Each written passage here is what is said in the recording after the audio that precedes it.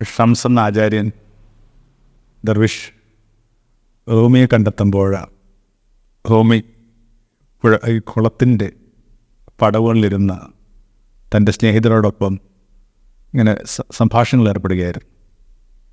വശങ്ങളിലായിട്ട് അട്ടിയായി വെച്ചിരിക്കുന്ന ഗ്രന്ഥങ്ങളുണ്ട്. ഈ മനുഷ്യൻ ഇതൊന്നൊന്നായിട്ടെടുത്ത് ഈ കുളത്തിലേക്ക് എറിഞ്ഞു കളയുക.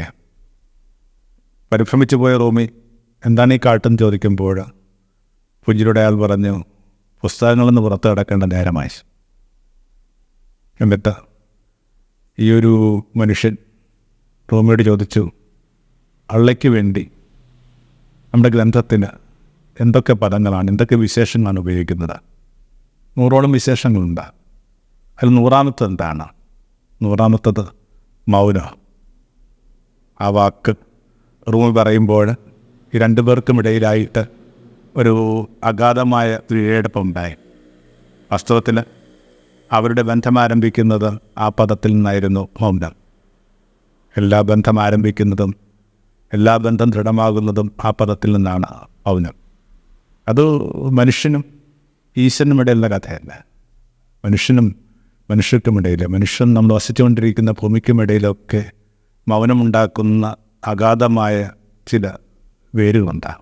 മൗനത്തിലായിരുന്ന വേരുകളുണ്ട്. ആഴത്തെ വിളിക്കുന്നൊക്കെ സങ്കീർത്തനങ്ങൾ വായിച്ചിട്ടില്ലേ?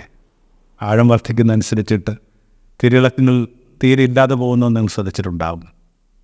ദേവാലയം പണിതിനെക്കുറിച്ച് ഒരു ഭംഗിയുള്ള വാക്ക് ബൈബിളിലുണ്ട്. അതിങ്ങനെയാണ്: നേരത്തെ ചെത്തിമിനുക്കിയ കല്ലുകളായിരുന്നത് കൊണ്ട് ദേവാലയം പണിതപ്പോൾ ഉളിയുടെയോ മറ്റു പണിയായുധങ്ങളുടെ ഒരു ശബ്ദവും കേട്ടില്ല. ശ്രദ്ധിക്കണം, ദേവാലയത്തിൽ നിന്ന് കേട്ടില്ലെന്ന് തന്നെ പറയുന്നത്. ദേവാലയം പണിതപ്പോൾ പോലും കേട്ടിട്ടില്ല. എന്തും കുറേ കൂടി പവിത്രമായിട്ട് നിലനിർത്താനായിട്ട് നിങ്ങൾ ആഗ്രഹിക്കുന്നുണ്ടെങ്കിൽ മൗനത്തിന് ഒരു ഊഴം കൊടുക്കേണ്ട വൈകിയ നേരമാണിത്.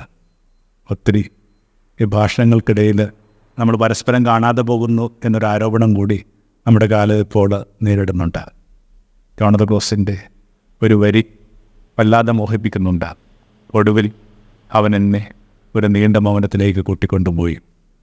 എല്ലാത്തിനും ഒടുവിൽ എഴുതാവുന്ന ഭരതവാക്യം അതാണ്: ഒടുവിൽ അവൻ എന്നെ ഒരു നീണ്ട മൗനത്തിലേക്ക് കൂട്ടിക്കൊണ്ടുപോയി. അന്തരശ്രുസരസിൽ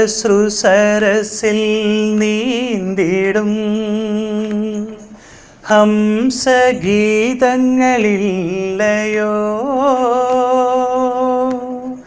ശബ്ദസാഗരത്തിൻ അഗാധ നിശബ്ദ ശാന്തതയില്ലയോ, ഇല്ലയോ, ഇല്ലയോ.